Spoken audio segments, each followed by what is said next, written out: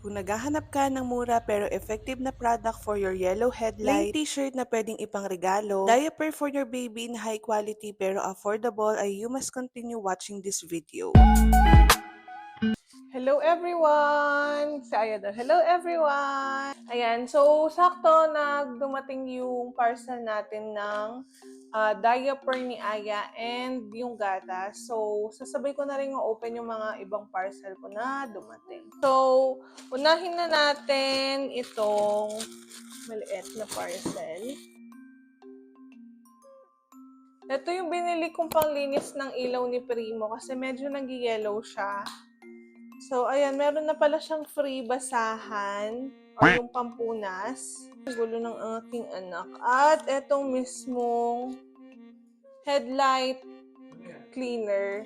Ipapakita ko na lang din siya kapag na-apply ko na. Kasi gabi na ngayon, di ko na siya magagawa. Kuha ko lang pala to ng 117 pesos. Sama na yung shipping doon.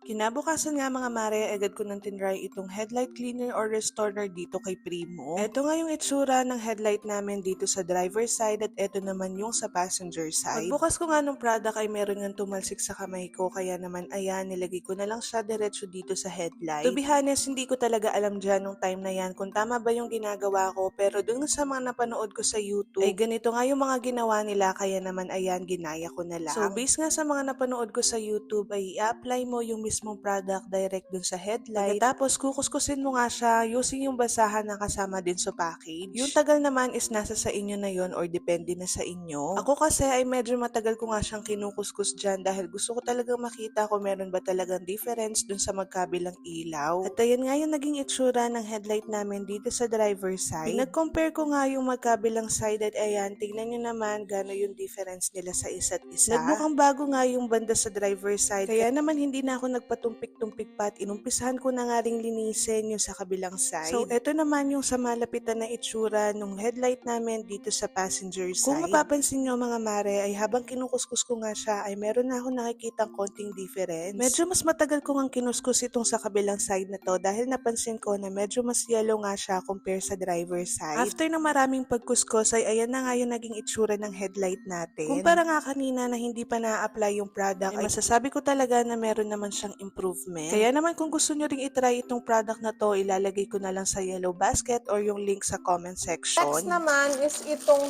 shirt na for Mr. Cortez.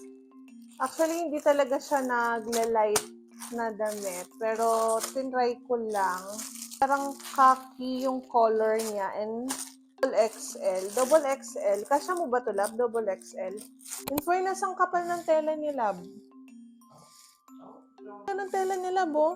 Sabihin lang siya na khaki yung color. So, later papatry natin sa kanya kasi he's currently working.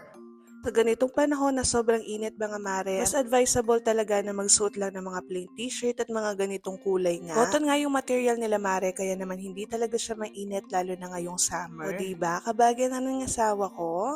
Next naman is itong diaper. Nag-change kami ng brand from Itchy to this brand. So, tatry ko lang siya, kaya isa muna yung in-order ko kung kapad ba ni Aya.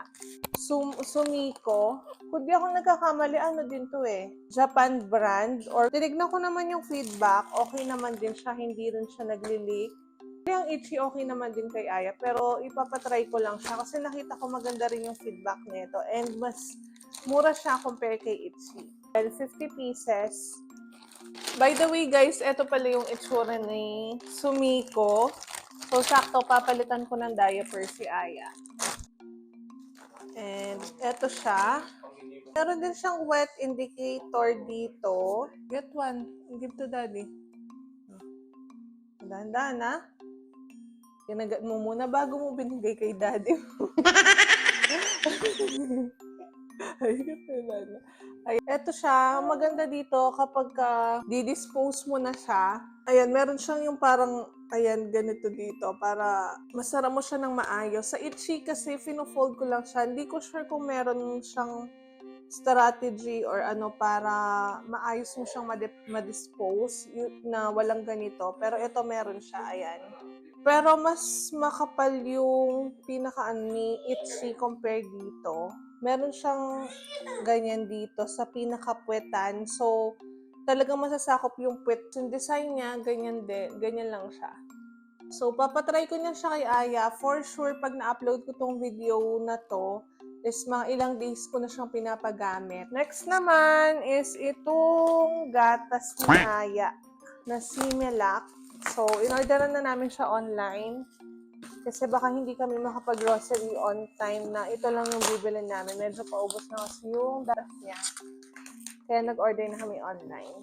So far, okay naman yung Similac kay Aya kasi yun nga, nag-change din kami ng brand from Enfamil to Similac and so far so good kasi okay naman kay Aya and kapat naman niya. Nagulat ako kasi Lactom yung pinaka-box niya, ayan. So, akala ko mali yung napadala, pero hindi, ayan. Similac, Green Plus, 1 to 3 years old.